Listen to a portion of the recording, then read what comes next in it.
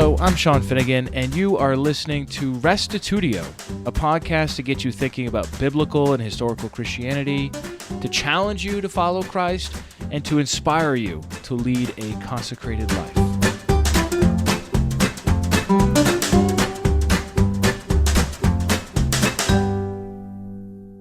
Today we're starting something new.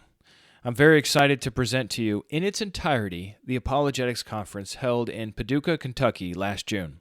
We've got a great lineup of speakers for you, including Jerry Wierwille, myself, Kenny Willenberg, Dale Tuggy, Keegan Chandler, and John Truitt. It was a wonderful time of meeting people and working together to figure out ways of reaching the millennial generation with the gospel. As it turned out, a great majority of the presentations focused on understanding the postmodern worldview.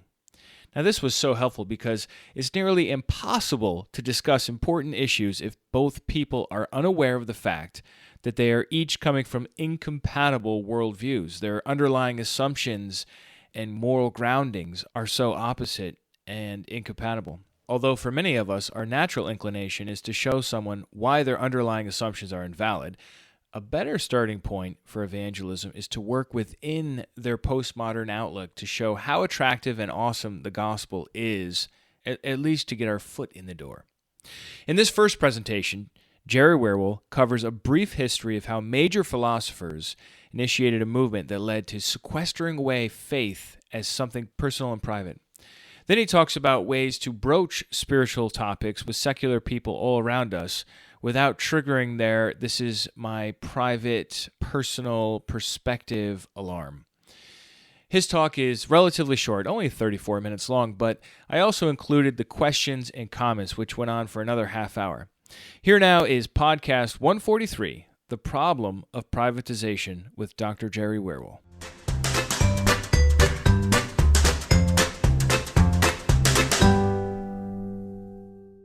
What I'm going to start off talking about this morning to kind of kickstart this event is I'm going to paint a picture of some of the ways that the world has sort of changed, specific American, Western culture and in America has changed over the past couple centuries to arrive at the current situation we're in. And the issue that I'm going to focus on has come to be known as humanism. Now, let's go back a little ways and get a running start into this. Back in the early 1600s, we're basically going to start with this guy named René Descartes. You guys may not know this. He is famous for this line, cogito ergo sum. I think, therefore I am. Has anybody heard that before? That's pretty well known. So René Descartes, a pious Catholic, he wanted to basically distill everything down to a concrete form of knowledge that he called certain knowledge. He wanted to know, how can I know something for certain? And he basically began this journey sort of saying, I can cast doubt on everything except myself. And that to be able to cast doubt on something indicates that I can think about it. And because I can think about it, that means that I must actually exist. And from that basis of his own self-existence, he then would go on to construct understanding the rest of the world, including the existence of God. But basically, he put himself as the center and the source for knowledge. That was a complete shift. And I think that my friend Sean will speak a little bit more about how that was the beginning of what's called modernity or modern thinking, which came about in the onset of the Enlightenment. So this is the beginning of this shift. René Descartes took the idea that God as the source and the way for understanding the world, because that was like back earlier in the scholastic period with some other theologians and philosophers, that they would understand the world because they understood God. They used God as the center and then tried to understand the world through it. That's kind of where Newtonian physics and everything came from. And all the great scientists, they looked at understanding, here's God, and God created this world, and therefore it's rational and reasonable and orderly. It didn't start with themselves, but René Descartes turned it away from a God-based knowledge source to a man-based knowledge source. And from there, we go to people like John Locke. And I'm not going to go through a whole bunch of names here. John Locke, later in the 1600s, decided to come up with something called empiricism. And what he said was, René Descartes looked at everything in the mind. And everything in the mind, he said, was kind of where the source of knowledge can lie. John Locke was like, no, that's not how it is. It's not that in your mind you can conceive of something, therefore it's true. He said that actually sense perception is the basis for true knowledge, that what you perceive with your senses, that's actually where you can have the real source of knowledge. And so that's where we get empiricism, is basically understanding our knowledge based upon observation and experimentation. And so these two things were at odds with each other. But up here with René Descartes, he basically tried to divide mind from matter. And so in the mind aspect up here, he put things like spirit. I mean, he was a Christian, and he was trying to actually defend the Christian faith and make it more impenetrable to criticisms. He put up here like spirit, thought, the will. He even put emotions up here in the mind. And then down here in matter, he put all the mechanistic types of things in the world, all the physical processes, natural laws, and things like that. John Locke, with empiricism, he didn't see the mind as providing anything of substance. He looked to matter. He looked to the way that our senses perceive the world around us. That then gave way to a guy named David Hume, who came along with skepticism, where basically anything that cannot be proven by scientific fact, this was the scientific revolution, that everything that could not be proven by fact was basically doubted. It was not could not be verifiable, and therefore was not actually considered to be truth. Following him, a guy named Immanuel Kant. Immanuel Kant had this idea of absolute idealism, and what he was trying to do was say that you can come to a conclusion based on rationality about something that is an antithesis, meaning one thing is true and another thing is false, and they can't both be true. And he relied upon the law of non-contradiction very heavily. But then in response to him, there's philosopher George Hegel. And this is where my story kind of culminates. He came in to speak something about dialectic idealism. And what he was about was trying to say, it's really not about this or this. The pursuit of truth isn't about saying what something isn't and then saying what it is. It's about a synthetic approach. It's about trying to bring ideas together. So rather than either or, the antithesis approach, it's a synthesis approach where it's both and, where truth can be found by bringing ideas together and merging them. And that's where the problem came with what we have today as relativism, that truth can be found by looking to merge ideas or permit multiple ideas to all be valid and true at the same time. What this ultimately did was he was the basis for Marxism.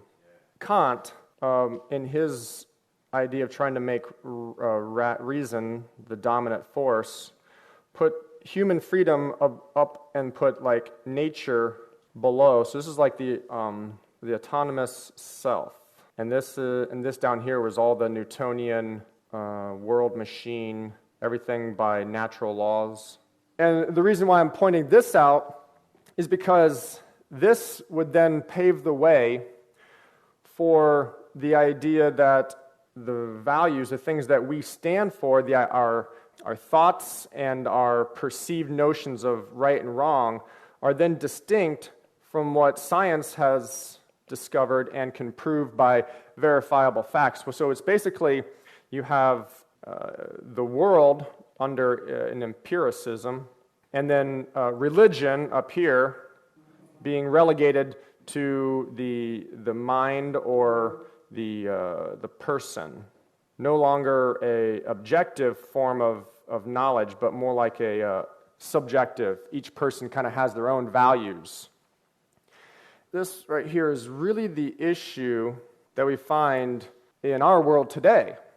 When we come to face with this, and what I want to talk about is about how this influences our current culture and the way we talk to individuals who are outside of religion, who are maybe not necessarily atheists, but just don't have a particular belief system.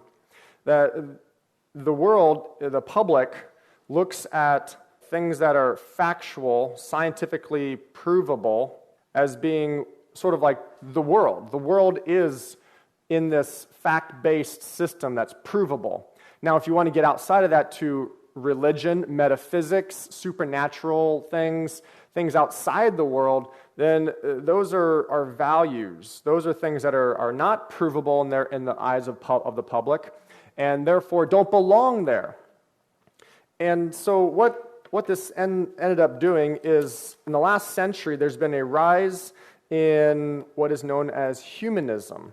And humanism has its roots in René Descartes and the idea of the person being the center of knowledge. And there's been 3 different manifestos written, one in 1933, one in 1973, and one in 2003. And if you aren't familiar with what humanism is, it is the bedrock of the American culture. I would like to read to you the 3rd Humanist Manifesto from 2003. It's 1 page, but this will give you an idea of the dominant milieu that our culture promotes.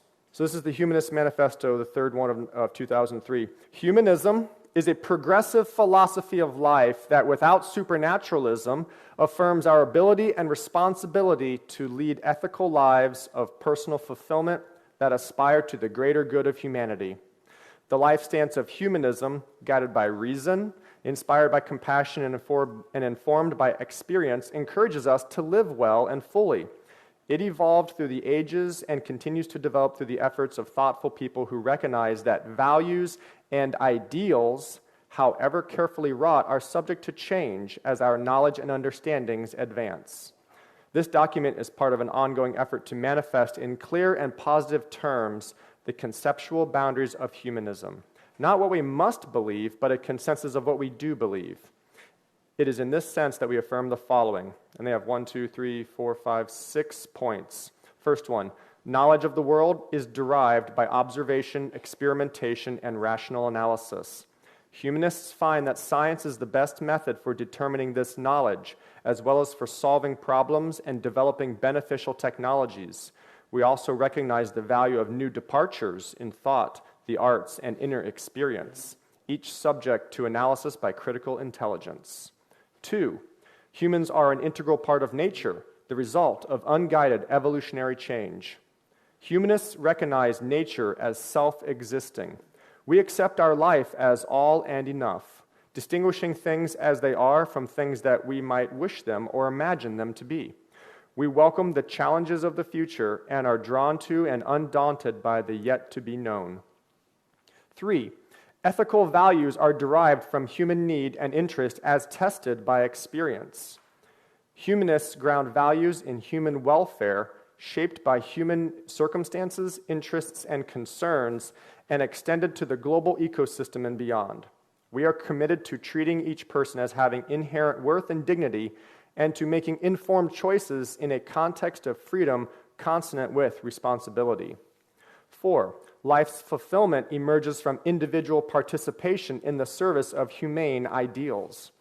We aim for our fullest possible development and animate our lives with a deep sense of purpose, finding wonder and awe in the joys and beauties of human existence, its challenges and tragedies, and even in the inevitability and finality of death. Humanists rely on the rich heritage of human culture and the life stance of humanism to provide comfort in times of want and encouragement in times of plenty.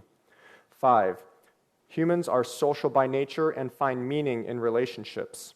Humanists long for and strive toward a world of mutual care and concern, free of cruelty and its consequences, where differences are resolved cooperatively without resorting to violence. The joining of individuality with interdependence enriches our lives, encourages us to enrich the lives of others, and inspires hope of attaining peace, justice, and opportunity for all. And lastly, number 6, working to benefit society maximizes individual happiness.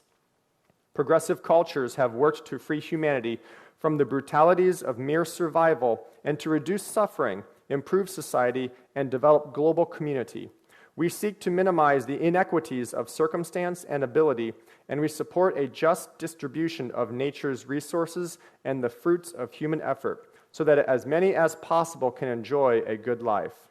Humanists are concerned for the well-being of all, are committed to diversity and respect of those differing with yet humane views, and we work to uphold the equal enjoyment of human rights and civil liberties in an open secular society and maintain that it is a civic duty to participate in the democratic process and a planetary duty to protect nature's integrity, diversity, and beauty in a secure, sustainable manner. Last sentence. Thus, engaged in the flow of life, we aspire to this vision with the informed conviction that humanity has the ability to progress toward its highest ideals. The responsibility for our lives and the kind of world in which we live is ours and ours alone. That is the Humanist Manifesto, third one of 2003. So did anybody get from that the human individual is the center of everything? Like that kind of is what the whole humanist movement is about, is that humans in and of themselves can pursue and fulfill all their desires, all their aspirations. The fulfillment of what it means to be human can be found and discovered by humans alone. And so humans, in humanism, humans are the center, the end-all, be-all. We are basically the sole arbiter of what truth is and of how we should live.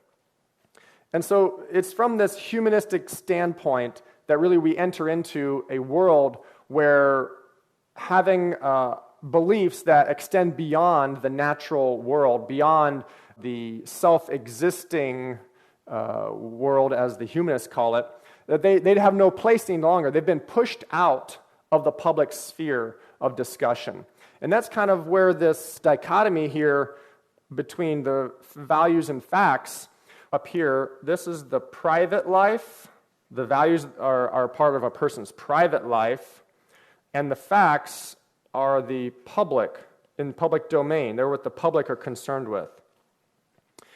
And the humanists don't say that a person can't have beliefs. They just say that they are for each person to pursue on their own for their own benefit without any necessary need to have the entire culture geared toward that. And so we've come to what I want to talk about, and that is privatization. Now, privatization is what I see one of the main problems in our current society with talking about the gospel.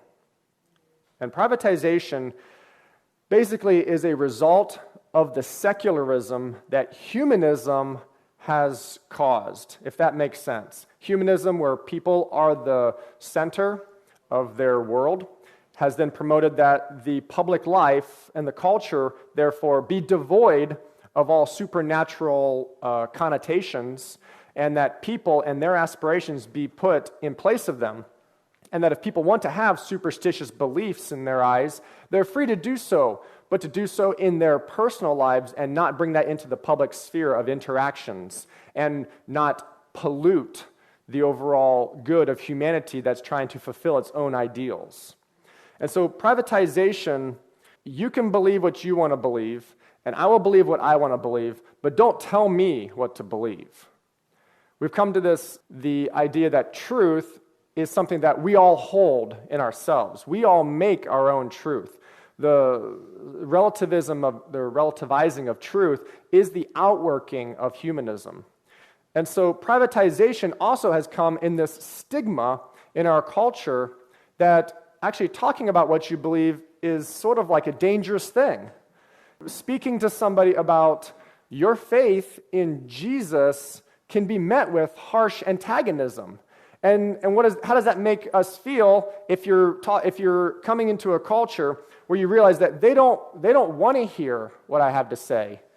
It sort of subconsciously puts some barriers and makes us have a little bit of reluctance on speaking about matters of faith, about values, because in the public eye, you'll be chastised for that and looked upon as being probably judgmental or traditional.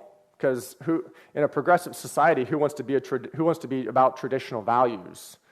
Or in the judgmental sense that you are viewed as a hater of all things not tolerated. Yeah, and so in humanism, as I was reading, they support the full expression of human rights in their ways to pursue their own interests. That includes career-wise, it includes specifically sexuality, it includes also all forms of belief, and so all religions are basically on an equal playing field, and everybody has their own permission to formulate an interior life however they see fit, as long as you don't come and now make that a standard to be accepted by other people. And so I think I'm going to pause now on the talking side, and I want to get a little bit more into the discussion side. So with privatization and this issue where talking about the Christian faith or talking about just things that are non-natural, like supernatural, metaphysics, talking about God, talking about, Kenny is going to share with us about morality. I mean, that's a huge thing. How does a country adopt a moral set of values if they're the instigator of what those moral values should be? It's kind of like John. This is John's house. Well, all the rules inside of John's house, John devised because it's his house. And so if humanists, they look at the world as their house, and they design the rules for how to live in the house. So therefore, if they want to change the rules, they can change the rules whenever they want. And that's where morality loses its objective foundation, that if the person who designs the morals decides that those morals are no longer serving the interests that they want, then they can just change them. And that's a problem, because in our country, it's founded upon this thing called inalienable rights. But that's sort of it's confusing if it's from a humanist point of view, because a humanist would say, well, if those rights interfere with our philosophy of how to fulfill our highest ideals, then we will change them. Therefore, they're not inalienable, they're just convenient. They're convenient for the current purposes. Do you guys, if somebody would come to you and give you a proposition, what's the first kind of initial response you have? Brandon, you're talkative. I'm just going to pick on you. Yeah. You really feel passionate about communism, and maybe that's not a good example to use. Let's.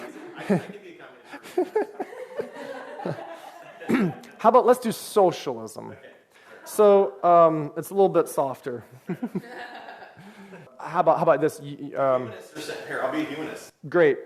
Right. Humanist. And you want me to be a humanist because you want me to respect each and every person for their own beliefs and their own pursuit of happiness and the ideals of the fullness of humanity. And you want to persuade me to be that. And how would you begin that conversation? So first, if I'm a humanist, I'm probably going to say you are one of those dangerous religious people that believes in some kind of objective moral value system that you're pressing on others. So you're a threat to the community. Mm-hmm. And that is great. Let's stop right there. This is typically kind of the way that a lot of us tend to approach conversations. We want to kind of point out, first of all, the mistake. We want to point out the error. Okay, let me just show you, first of all, why you're not quite where you need to be in your thinking on that before I even go into talking about where I think you should be. And the problem is that we think that way, but in our culture, that's completely intolerated.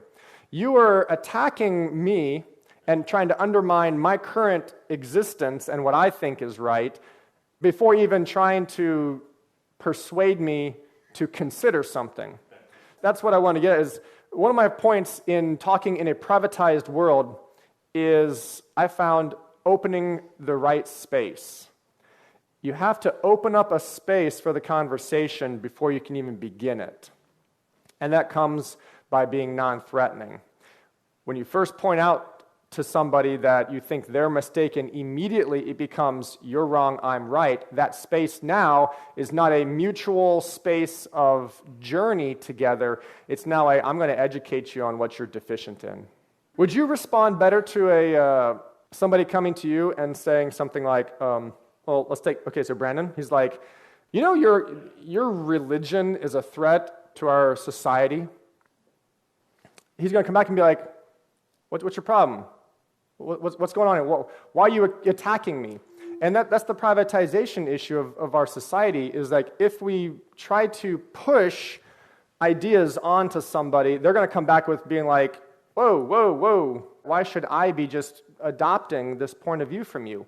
And I think Sean's going to talk a little bit more about it, because in our current age, it's about having authenticity. It's about being a genuine person. And the problem with the privatization and the way that religion's been pushed out of the public sphere is that people don't want to talk about it because it becomes completely accusatory, usually, because we don't know how to speak in contextualized terms to open up a space for genuine dialogue. Now, genuine dialogue would look something, I think, like this. You're the Christian, and I'm the humanist. I don't understand how the Christians believe that their religious system is going to solve the problems of the world. Now, I've asked you a question, and what does that offer you? That offers you a way for you to speak into the space where you're at. You come back and say, well, the Christian faith does X, Y, and Z, and that is helpful because of A, B, and C. And then I can come back and respond to your suggestions. But the problem is when we overstep and we try to, it's almost like we become the humanists where we want other people to adopt our point of view almost forcefully. The humanists want everybody to adopt their point of view, and they've been quite successful at it. Our society is quite embracing of the idea of keep your religion at home and go to your church on Sunday if you want, but don't talk about it at the grocery store, don't talk about it on television, and don't share it at your schools. That's become the norm. And so they've pushed their agenda on us, and for us just to kind of push back, it's just going to be a culture war where I think, and this is my suggestion, the more effective means is to engage in a mutual journey together of investigation. The next thing that I want to talk about, I have 2 points. One is the best way to talk about the gospel is first, I think, to be more aware of the space in which you open that conversation. Be more understanding of their reluctance to your ideas about religion, about God, seeing as the dominant philosophy and mode of thinking is humanism. So they're going to be reticent to start with. I read a study recently, 87% of outsiders perceive Christianity to be negative and judgmental. So you can already assume, 87%, that only leaves 13 out of 100 people who don't think this. You can already assume if you want to talk about your faith, you're going to be talking to somebody who has a pessimistic outlook on your position already. And they may be completely ignorant about what it really is, but they have a preconceived framework to view it. Secondly, if we're talking to younger people, millennials and younger, another study said that only 9% of the younger generation trusts what a Christian says. That's a terrible testimony, but it's one in which we live. Christians, by and large, have a very bad rap for being hypocritical, for telling people what they should do, but then not actually living it themselves. This is the realm of our dialogue, is people think poorly of us to start with. They think poorly of our system of beliefs about the gospel, God, Jesus, and everything. And they also don't trust what we have to say because we're perceived as being hypocrites. So we're coming into this environment, and to create a space where somebody's willing to engage in and talk with us, I think that is the first step. Now, if you can't get to a space where somebody's willing to enter into a genuine mutual dialogue, then I think the conversation is going to be over pretty quick. The second thing that I have found, and I would suggest to you guys, is about contextualizing the presentation. And this is something that I become very interested in, and that's how do you win somebody to even think about your position as being credible? Just claiming propositional truth is completely ineffective in a postmodern society where humanism reigns. It's just that people are so protective and defensive when somebody tries to push their ideas onto them by just stating propositional truth, meaning, don't you know that the Bible says this? Well, for all these people, the Bible is just a book. It's just a book that these weirdos read in these buildings that are all funny decorated. They don't view the Bible as authoritative. You can't start from the position of which you ground yourself. You have to start from the position in which they ground themselves. And contextualizing the presentation of the gospel requires us to rethink and sort of like get into their shoes, like what do they value and how can I begin where they're at? It's meeting people where they are. That's the basic bottom line. We have to also understand that the humanist is very self-centered. The humanist is apathetic to all things not natural, and they are a pleasure-driven and empirically based society. It's basically, those are the stipulations upon which they operate. And so how can we make the good news actually good news to these people? Well, the way that I think and I would like to suggest is that we try to understand the thing that they prize most about that part of their world. We speak into that the way that Jesus spoke into it in the first century. Jesus, in the first century, in the way that he spoke to the culture, I don't think is any different than the way that we should be speaking to our culture today. And there's going to be a whole presentation, and I'd like to talk a lot with you guys about that, but there's nothing different about the way that the world is working. It's just different labels, basically. Back in Jesus' time, the humanism of their day basically was a pagan mythology. Everything that they did to appease the gods was self-centered to begin with. It was just they believed in some abstract concept, where nowadays we believe in science, objective, verifiable facts based upon experimentation and observation. So the thing is still the same, that people have always made themselves the center of the world and have tried to live out of that sphere, whereas today people have still made themselves the center, yet they've just changed the way it looks. So the last thing about contextualizing the gospel, and I call it engaging the heart. And I've found that if you want to have people actually consider what you have to say, you have to say it in a way that is meaningful to them, that actually reaches their heart. Now, it's meeting, when I say meeting people where they're at, and finding kind of where their personal interests are and beginning there, I'm not just saying, talk about similar interests. I'm not talking about you like baseball, I like baseball, or you want to talk about tractors, let's talk about tractors. It's not about the mutual interest so much as it is, why do you believe what you believe? You ask the question for them to express to you where they're at, rather than you assuming and coming and being like, I know where you're at, I know you believe this, and it's wrong, and you shouldn't believe it because this is a better thing to believe. And it's basically just like rapid fire, and before you know it, they're going to be like, thanks, see ya, have a nice day. We're in a world where if you can't reach somebody and have them understand that you just want to talk about why they are who they are, because what that does is it basically makes them, yes, let's make you the center of this conversation again. And they like that because they're the center of their own world to begin with. And so you've all heard the thing, people like to talk about themselves. Totally true. And so just ask them about themselves. Ask them for them to tell your story. The millennials in the post-Christian culture, they're all about storytelling. They're all about how they find themselves in this greater matrix of the world. And so if we can do a better job to try to reach people in that particular area and then begin to bring in the gospel and how you want to offer a different perspective for them to consider with a good reason, like speak to the need that they have, and then let them respond. And if they disagree, that's okay. Because to win the day is not to convert them on the spot. To win the day is to tell them there's a different way that you think is better, that you'd like to demonstrate to them how come you have been convinced by it. So rather than it being a debate, it becomes a dialogue. And the way you approach the conversation is everything.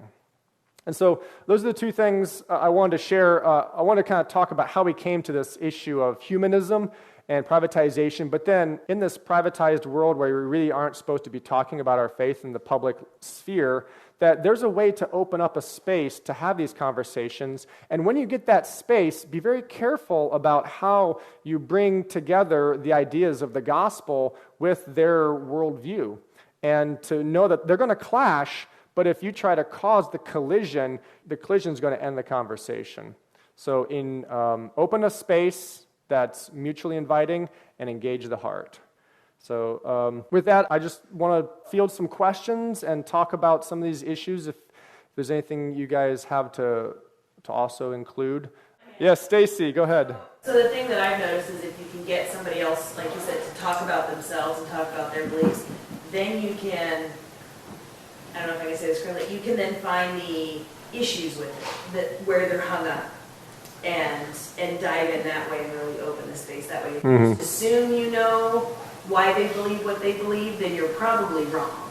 But if you get them talking, which they'll love to talk, then you can figure out how they became to believe that way and the way you can transform your message to relate to theirs. Yes, and I think one of the things I found very effective is asking them, what do you believe about God?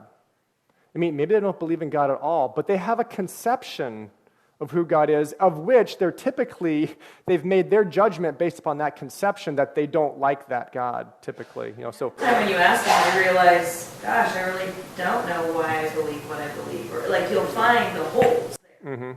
That's another great point, because a lot of people, they have like a groupthink mentality that if they're part of a social circle that by and large just discredits theistic belief, sometimes they just adopt it because in our humanness, our fallen humanness, we subconsciously try to conform to ideals that make us accepted in the group. It's just the way we work right now in this world, in this fallen world. So yeah, that's exactly right. Thank you for saying that. That was a great comment. Any other questions or any other experience? People, have you guys ever talked with somebody and received a very negative reaction because you brought up faith in a public arena? Sure, they're embarrassed. They're embarrassed that you stepped over a taboo. At least I have. I mean, and I'm not trying to convince anybody. Actually, I'm trying to be convinced by people, right? You're out wanting to engage in a dialogue.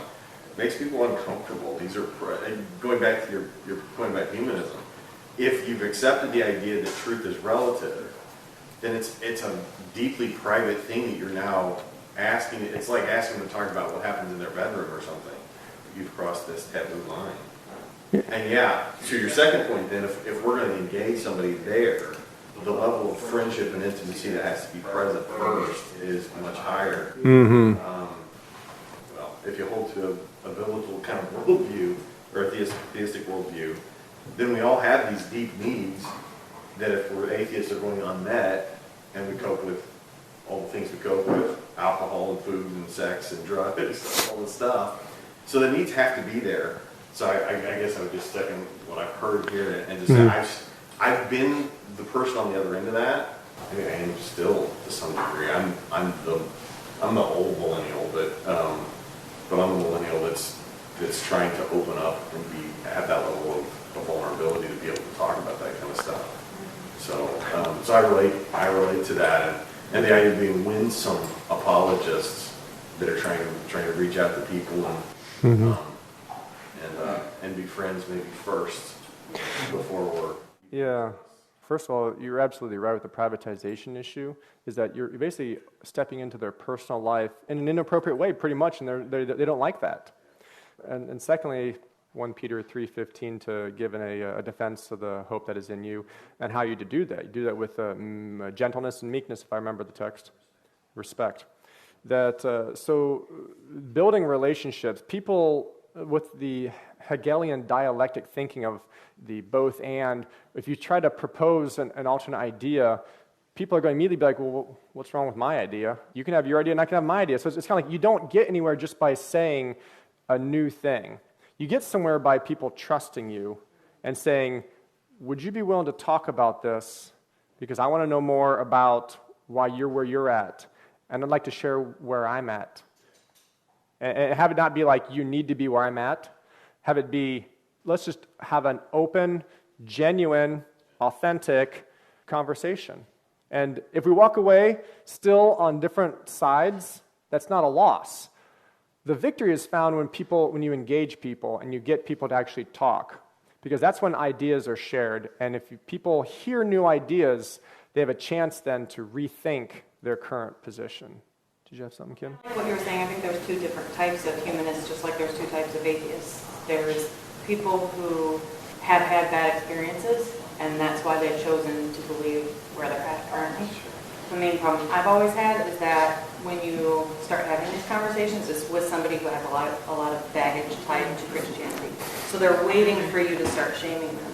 So the first time you say anything that challenges them, they're waiting for it to turn extremely shameful. And then their willingness to listen, their willingness to talk, totally shuts down. You know, you've brought in like a trauma from their life about the time they were kicked out of a church or their family was kicked out of a church.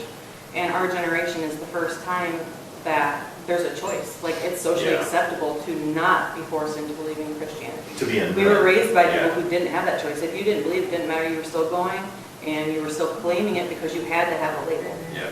Our generation doesn't have to have a label. You can just say, I don't know what I believe, and nobody's going to question it, or, well, people will question it, but not many. And not among your social group, probably, in particular, they're not going to question it. And it's more comfortable to not have a label, because then you don't have to defend it. Yeah. You know, but I do think that common ground, just like with anything else, even in the medical field, you know, with your doctor, you need that rapport, you need that interpersonal relationship before you're willing to talk about things that hurt. And so if they do have that traumatic past with some sort of Christianity, or even their grandparents who shamed them into being a Christian until they were 26 and finally they were able to walk away, that is the only way you're going to change somebody who's been through things like that, is by having that relationship, instead of just finding the things that you believe differently and then trying to kindly attack it or unground that. I think, like when you were reading the manifesto, there were a lot of things at the beginning that I could have completely told you I agree with that. Well, it sounds good on the surface. From that, and it's like, well, that doesn't necessarily equal that. You know, the whole values over fact. I think a lot better way to look at that is our values is a sliding whatever towards truth. Like, there's still an absolute truth at the end, and where you're at and what you've been through definitely is what you believe, because that's what you know. But it still is always going towards the same truth. And so I don't know, like, if I could look at that instead of like one over the other or one separate from the other, I see a lot more common ground for us to have conversations and have, you know, that whole common ground with them, to be able to then look at the idea of, okay, well, 5 years from now, you're going to have experienced a lot of other things, different traumatic things, different good things, and, you know, the whole idea of humanism is you're going to see it differently at that point. Yeah. So what's to say that's not always going towards the same truth? There's still the truths, it's just you haven't experienced it yet. Yeah, and I think there's different subjects that are more conducive than others to beginning that value system conversation as to where their trajectory toward truth goes. And Kenny's going to talk a little bit about that. With morality is a really big one, because it's the touchstone basically on, well, if everything that is believed to be right and wrong in our society is based on humanistic, empiricist science-based system, then that system can begin to change and evolve as new advances and understandings come about and it changes. And so therefore, morality will shift and change as time goes along. But then you can present the opposite side to that as well, as, well, what if there was a more consistent system? And so that starts the conversation, but you're right, there's a lot of ways to venture into that dichotomy between value and fact from a humanist perspective and a theist perspective. I want to ask one question here. How many of you guys have talked with somebody about your faith in which you had a sensation of reluctance or embarrassment that you were actually talking about it? I've felt uncomfortable, like maybe I really shouldn't be talking about this to these people. And I think that is at the heart of, that's the heart of our issue, I think, on our side, that we've allowed the culture to sort of sway our opinion and our comfortability in speaking the gospel. And if it is good news, then, like Paul says, I am not ashamed of the gospel. Well, why? It's the power of God. It's salvation.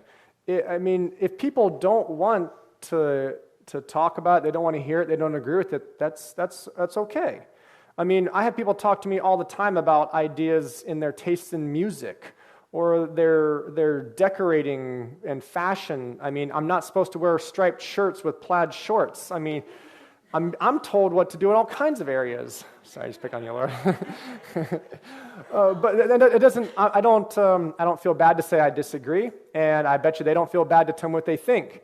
But when it comes to religion, it's like almost we turn into we transition into this other dimension where it's almost like there's such an auspices of like hush hush, like Brandon was saying, taboo, that I think we have become affected by it to the point where I personally have not been as bold, have not been as open and willing to engage as I should be, and have sort of catered to the environment to sort of like, I don't want to make them upset, I don't want to make them think that I'm one of those Christians, or there's a myriad of different reasons why we would not want to talk about it, but the fact is that I think all of us have been affected on some level by the humanistic movement to keep the religion out of the public life.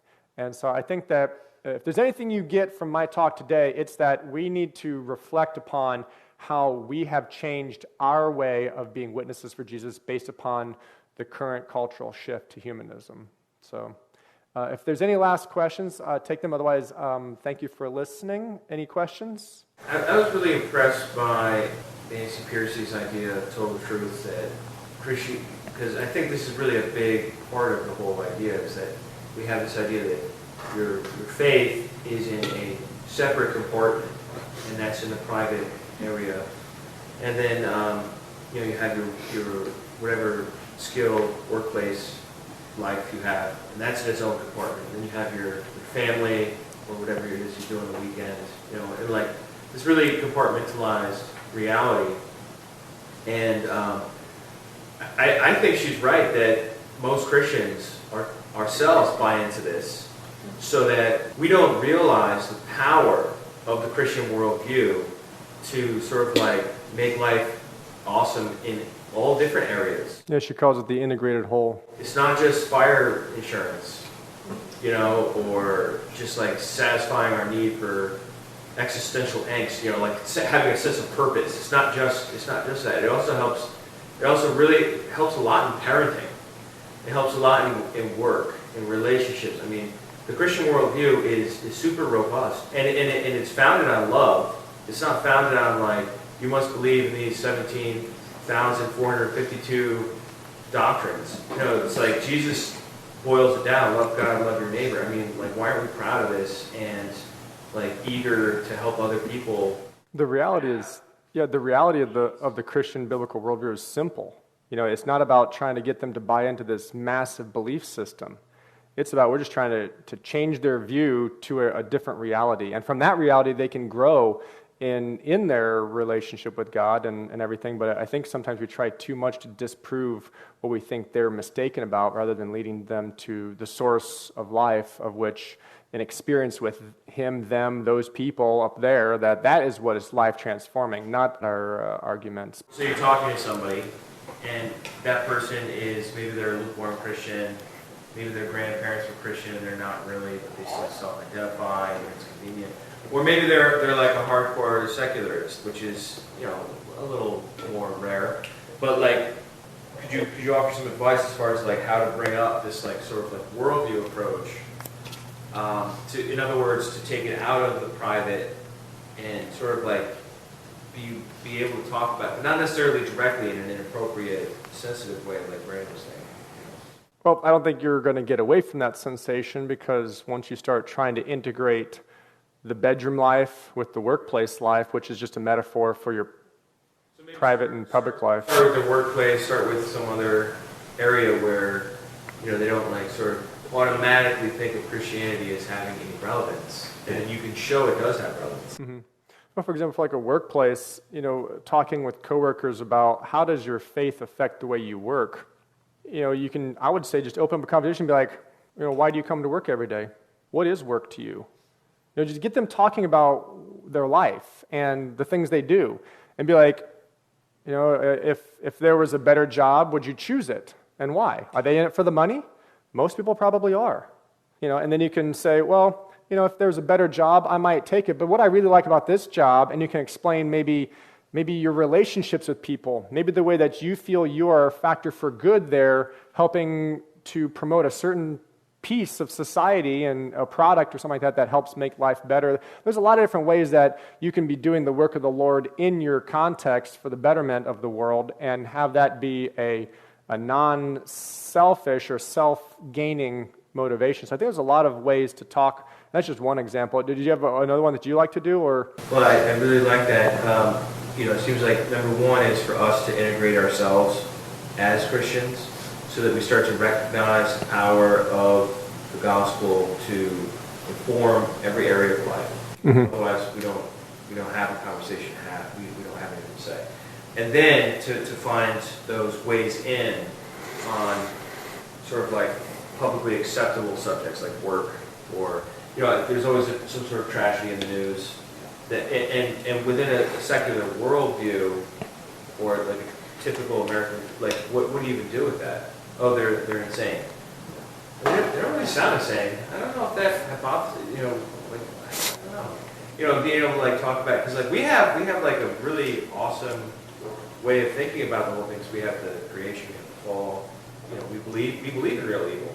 So for our worldview to handle like horrible tragedy is not really that hard for us to make sense of it. I mean, it's still. If you can get them to talk about the problems of the world and gratuitous evil, I think you've got them. Like that is a place where the Christian worldview dominates. If you have a humanistic mindset, you can work for your own personal betterment, for your getting a big home, many cars, whatever you want. You can live for the money, and a lot of people do that. You can't have that type of an argument when it comes to things like the horrendous evils of the past century. So that might be another way in if that kind of subject comes up. And the moral argument, what you're tying into is the moral argument. I mean, people deep down, what's funny to me about the Humanist Manifesto is all the self-refuting statements it makes. So presupposes. Yeah. And then, including outrage at injustice and, right? And then says, but those measures for injustice are variable over time. Whatever outrages you now versus whatever outrages you later. They should have like a disclosure at the beginning, life as we know it until it changes. I think you said something really interesting that I think you hit on a real critical point. You said that we have bought into the culture of privatization as Christians. Mm-hmm. I have a close friend who is an Indian, was born and raised in India, moved here when he was about 20-ish, and he's about 30 now. When we go out and about, he's a Christian, he's a Christian minister. When we go out and about, he doesn't have that at all. that whole concept of, faith is kind of the private area of life and, those kind of things. He doesn't have that at all. And it doesn't, and he sees it in our culture, and it was really strange for him to begin with. He sees it in our culture, but he doesn't have that same thing. It's really interesting being with him in situations like I remember one time we were at a bookstore, we went in to buy some book, and he starts preaching the gospel to the cashier. And he's just talking to her about it, right? He's just talking about Jesus to this cashier.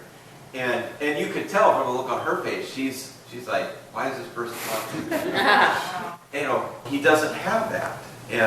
And so we don't even know that we have that. We don't, unless we really start thinking about it, we don't even realize that we have privatized our faith.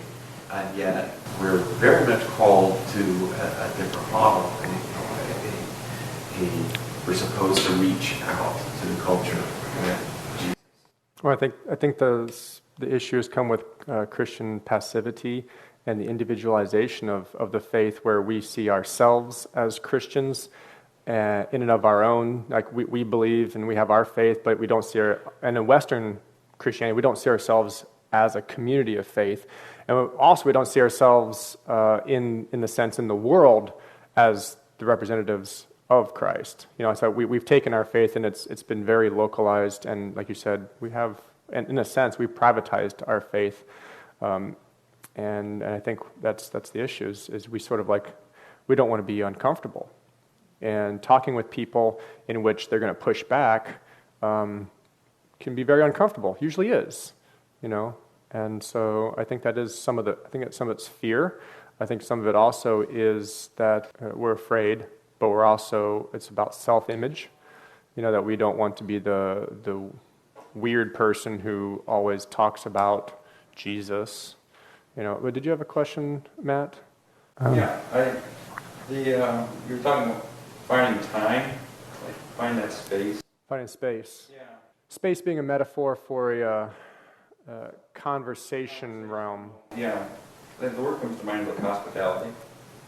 You talk about trust and building relationships. Somebody might have questions, but you can get pretty far if somebody would like to watch it, and that's kind of blending the public and the private life too, is when you bring somebody to watch you interact within your own house or whatever sphere you're in. That's seeing what you're proposing in action and how that works out for you. And I think hospitality, like say in India, other countries, hospitality is huge. Mm-hmm. They weld those two areas pretty solid together. And we don't have that much of a hospitable, maybe, society as we once used to. So that's a big thing with, we talk about presenting the gospel or whatever, or tracts. Your house is probably the best reading tract you could ever in front of somebody. So I think hospitality goes really far in making maybe that space. It's huge, because part of hospitality is allowing a person to be who they are, and that when they come into that space, that you're not immediately trying to pressure them into a different worldview or a change in beliefs. And I think the more powerful testimony, like you said, is our life. The way we live, it is the outworking of our faith. And if those two are not commensurate, then it's almost like, this is the problem with being non-authentic, is people in the younger generation to be like, they know that these issues are complex, and if you just try to simplify it, and yet also you kind of are deviating from that yourself, you're just a walking hypocrite, and immediately they just write you off. Right, and like a sense of a humanist, everybody has a sense of investment. And if we can put the work into something, they want to know what their return is. So they kind of like to see how that's working out for you. and vice versa, you get quite far in asking them the same question, how's your return on what you are putting your effort in? Yeah, that sense of investment, deep down everybody wants a good investment for the return, regardless of what, because they're self-centered too. But they like to get the best bang for the buck too. And if you think you have a better investment plan, you might be curious to watch to see what that all looks like. That's It's a good way to describe If it. you're not living out your walk, then Yeah. essentially what you're saying to them is very hollow. Yeah, this is bad. Yeah. We're probably, let's wrap up. We got some refreshments in the kitchen, and we can mingle and talk. And if you guys do have questions, come up and see me. Thanks so much. Thanks for tuning in today. If you'd like to know more about Jerry Wierwille, check out the show notes for this episode on your device, or stop by restitutio.org and search for podcast 143, The Problem of Privatization, to see other podcasts that Wierwille has done. Or visit his website, which is just simply jerrywierwille.com. That's WIERWILLE for Wierwille. Next week, we'll put out part 2 of the conference, my own talk, called An Apologetic Strategy in Our Postmodern World. And essentially there, I'm looking at how we can build a case for why somebody should even care what Christianity has to say about this or that, without having to first convert someone out of postmodernism and into a Christian worldview. Also, I've received a couple of comments on Chuck Whitlock's interview on Truth Matters. And the first one comes from Kevin G., who says, "Excellent article and interview, Chuck. It seems we began our journey about the same time 5 years ago. Your having children, as I also do, really presents a challenge. We can't go along pretending all is normal and then go home after a quote-unquote Orthodox church time and spend the rest of each Sunday telling the kids how all that was taught and preached is wrong. That defeats the idea of going to church and will ultimately ruin the children. Like you, I came out of a conservative Baptist background, having studied my way out of it unintentionally, I should add, and can totally relate to your struggles. My policy for fellowship is that if they walk like a true Christian and talk like a true Christian, I will loosely assume they are true Christians and are merely deceived as I once was. But most who pose as Christians are merely cultural Christians, so we have to keep that in mind also. We have mostly opted to home church, listening mostly to Living Hope in New York. But our children need friends, and so do we, so we have a tension about what to do for church. If there was at least one biblical Unitarian in our area, North Texas, I would be willing to do door-to-door visitation and start a work. I am praying for that to come to pass. Blessings." Thanks for writing in, Kevin. I'm glad to hear that you are tuning into Living Hope. That's my own church here in Albany, New York, and we have a webcast that goes out every Sunday morning, Eastern Standard Time at 10:30 at lhim.org. That stands for Living Hope International Ministries.org. And glad to have anybody else tune in if you'd like to do that. As far as a virtual church goes, I would definitely recommend checking out interview 32 called Virtual Fellowship for Isolated Believers with John Truitt, in which he talks about how he has an online fellowship where he gets together with other folks. I mean, it doesn't necessarily solve the problem of face-to-face community, but it does go a long way. So take a look at that. Once again, that's interview number 32. And you can get in touch with John Truitt on his YouTube channel, which is called Christian Virtual Fellowship. You can just search for that. Or by emailing him at jtruitt, Truitt, at kaleo.net, KALLEO.net. If you would like to get more information or join in on his virtual church, he has a number of different meetings throughout the week. Chuck Whitlock replies to Kevin G. and says, "The kids really do add weight to these questions, don't they? We did the thing you described wherein we tried to go to church and then argue against everything said on the way home, LOL. There was significant family tension over the risk of becoming those people that oppose everything, stand for nothing, and have no humility or submission. Our kids definitely went through those identity phases of our family is the sole arbiter of truth, even though we opposed it. I think we ended up okay on those questions. The kids are old enough to reflect on it themselves. We worried that our heretic children would never find mates, that the price of truth would be permanent loneliness and isolation. But we have corrupted enough of their friends that there has been one wedding and probably another in the not-too-distant future. Hooray! I like the policy for fellowship. I'm not sure we can do anything else." Hey, Chuck, just another idea to throw out there. We have some young biblical Unitarian men and women here in New York that would probably love to meet some of your kids and Kevin's kids and whoever else is out there listening, that if you would like to get together, we are having a big summer event in September 7 to 9, called Kingdom Fest. And it's a great time to bring people together. And I mean, even if marriages don't come out of it, it's just a wonderful time for face-to-face fellowship, breaking bread together, listening to teachings, and being able to sort of relax a little bit from the doctrinal onslaught that we face in other churches and communities.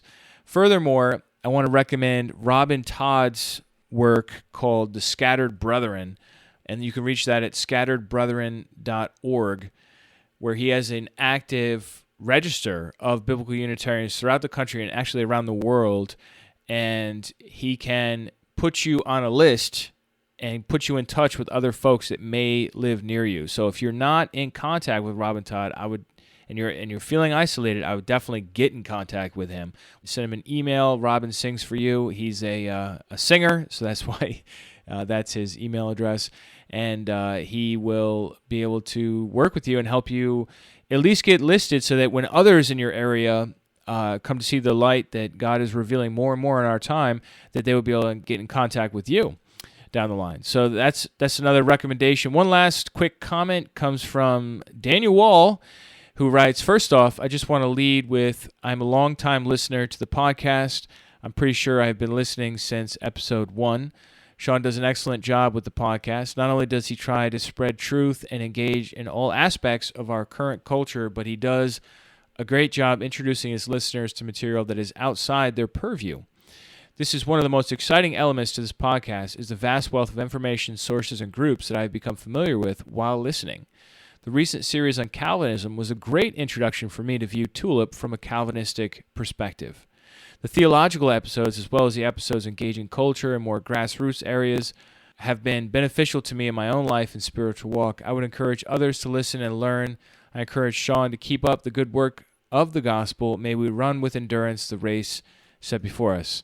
Thanks so much, Dan. In fact, you were one of the main inspirations for this podcast getting started in the first place, because as you recall, back then, I think it was 2015 maybe, you were starting to train for a marathon, and you were burning through all these podcasts, and you're asking me for, hey, don't you have anything good that you can recommend to me? And I had this whole folder on my computer called Famous Sermons, and it's stuff from all over, from years ago and from recent times, that when I heard something I really thought was profound or life-changing, I just saved it to that folder. So I thought to myself, well, in the smartphone era where no longer is it easy, especially for iPhone users, to access and just download a basic audio file, really podcasting does need to be the way to go, where you make it easy for people. So I was like, all right, let's put together a podcast for Dan. I'll put my own stuff on there, put stuff by other people, and this will give him something to keep his mind occupied in mile after mile on the road. And so, Dan, I want to thank you for being a big part of why I got this thing started as well. And it's grown a lot, and I'm really happy about that. I wasn't really sure if I was going to run out of material early on, and that has not happened, thankfully. There's just so much material and new material all the time. I've got plans to release a just big-time theology class, 30 classroom sessions, episodes, and stay tuned for more information about that, along with other sermons and lectures and stuff I've done, stuff from other folks. So I'm really happy with how it turned out. If any of you would like to make a review, especially in iTunes or on your podcast app, however that works, or on Stitcher as well. We only have one review on Stitcher right now. It really does help people find the podcast and spread the word, so I certainly would appreciate that. Thanks, everyone, for tuning in. We'll catch you next week, and remember, the truth has nothing to fear.